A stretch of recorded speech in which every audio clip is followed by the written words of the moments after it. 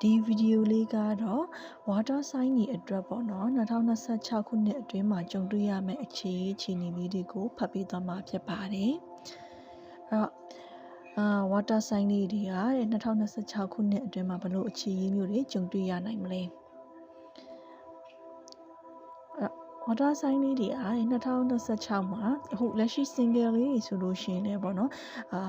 အခုလိုပဲဆက်ပြီးတော့တယောက်တည်းနေခြင်းစိတ်တွေဖြစ်နေအောင်မယ်အတိတ်ကရခဲ့မှုတဲ့ trauma တွေကြောင့်မို့လို့ပေါ့နော်ရည်စားထားဖို့နောက်ထပ်အချစ်သစ္စာဖို့လို့အတွက်ကိုတွေးဝင်နေတာမျိုးတွေဘယ်လိုပြောမလဲထားရမလားမထားရဘူးလို့နဲ့ပေါ့နော်ဆုံးဖြတ်ချက်ချဖို့ခက်ခဲနေတာမျိုးတွေဖြစ်နေသေးတယ်ပြောရင်တော့ပေါ့နော်ဒီ water sign တွေကဒီ2026ခုနှစ်အတွင်းမှာအခြေရတော့တိတ်တော့မကောင်းသေးဘူးပေါ့နော်water sign ရဲ့အခြေအနှစ်မဟုတ်သေးဘူးပေါ့နော်အဲ့လိုပြောရမယ်relationship တွေဆိုလို့ရှိရင်လည်းတဲ့ဘယ်လိုပြောမလဲအခုတည်းအချိမခိုင်တဲ့ဆက်ဆံရေးတွေ relationship တွေကတဖြည်းဖြည်းနဲ့တအုံနွေးနွေးနဲ့အတွင်းထဲမှာလိုက်လောင်နေပြီးတော့ဒီ2026တွင်းမှာအကြီးကျယ်ပောက်ကွဲထွက်ပြီးတော့ relationship တွေကအဆုံးသတ်ရတဲ့အထိဖြစ်လာနိုင်တယ်ပေါ့နော် relationship တွေပြတ်သွားတဲ့အထိဖြစ်လာနိုင်တယ်ဘေးကသူတွေဘေးပတ်ဝန်းကျင်ကသူတွေတငယ်ချင်းပေါင်းတင်နေကြမှုလို့ပေါ့နော်အဲ့လိုကြားစကားတွေနဲ့ကြောင့်မလို့တယောက်နဲ့တယောက်တန်ရာဖြစ်လာတာတွေစိတ်အနှောက်အယှက်ဖြစ်ရတာတွေစကားများရတာတွေဖြစ်လာတတ်တယ်ပေါ့နော်အဲ့တော့အပေါင်းအသင်းတွေမိတ်ဆွေကြီးကြောင့်မို့လို့ relationship ကြားထဲမှာပြဿနာလေးတွေဖြစ်တဲ့အားလေးကိုတတိထားဖို့လိုအပ်တယ်ဒါပေမဲ့ relationship LDRs တွေပေါ့နော် LDRs တပိုင်းဆိုလို့ရှိရင်ဒီ2026အတွင်းမှာပြန်လည်ဆုံးတွေ့ရနိုင်တယ်အခုလက်ရှိအနားမှာရှိနေတဲ့သူတွေဆိုလို့ရှိရင်တော့အဝေးကွာတတ်တယ်ပေါ့နော်ဝေးတဲ့သူတွေကပြန်နီးတက်ပြီးတော့နီးနေတဲ့သူတွေကတော့ပေါ့နော်ဝေးကွာတတ်တယ်ပေါ့နော်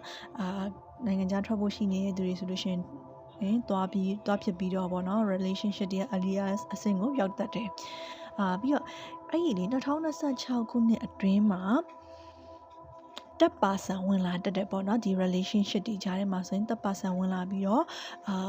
စကားများရတာနောက်ဆုံးထိဘယ်လိုပြောမလဲကိုကရှုံးနေခဲ့ရတဲ့သူဖြစ်တတ်တယ်ကိုကလက်လွတ်ဆုံးရှုံးလိုက်ရတဲ့သူဖြစ်တတ်တယ်ဒါမှမဟုတ်လို့ရှိရင်ကိုကသူ့ကိုရတယ်ပေါ့နော်တက်ပါဆန်3ယောက်ကြားထဲမှာကိုကအဲ့လူရခဲ့တယ်ဆိုရင်တော့မှအဲ့လူက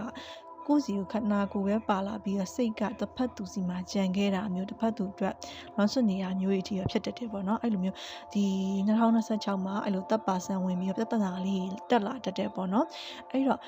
ဒီဆိုင်လေးတွေအနေနဲ့ပေါ့နော်နာကျင်ရတယ်ဆိုရင်တော့မှပဲလေလက်ခံလိုက်ပေါ့နော်နာကျင်ရတဲ့ဆိုရင်ကိုကလက်ခံလိုက်ဘယ်လိုပြောမလဲကိုယ့်အတွက်ကိုတန်ဖိုးရှိအောင်နေပေါ့နော်ကိုပြင်ဆင်ပြီးတော့နေသင့်တယ်ကိုအတွက်ကိုကြည်သင့်တဲ့နှစ်ပေါ့နော်ဒီနှစ်ကတော့2026ပေါ့နော်အဲဒီ2026ကတော့ကိုအတွက်နှစ်မဟုတ်သေးဘူးနောက်နှစ်တည်းအမှအခြေရေးတွေကပိုရအဆင်ပြေလာဖို့ရှိရဲအခုနှစ်မှာတော့ကိုအတွက်မဟုတ်တဲ့အခြေရေးတွေကိုအတွက်မဟုတ်တဲ့သူတွေကကိုစီကနေထွက်သွားမှာပေါ့နော်အဲ့တော့နောက်နှစ်တည်းမှာပုံမူကောင်းမွန်တဲ့အချက်တွေကိုအတွက်ဆိုတဲ့ကိုစီကိုလူအစစ်အမှန်ပူစာရှင်အစစ်မှန်တွေရောက်လာဖို့ရှိရပါတော့ဒီ2026အတွင်းမှာတော့ကိုအတွက်ကိုပဲကြည့်ပြီးကိုတန်မိုးထားပြီးတော့ပဲနေသင့်ပါတယ်အဲ့တော့နာကျင်ရည်ဆိုရင်တော့မှပဲနာကျင်တဲ့ဟာလေးတွေကိုလက်ခံလိုက်ပါအုံနောက်နဲ့ပဲစဉ်းစားပြီးတော့ဆုံးဖြတ်ဖို့အကြံပေးချင်ပါတယ်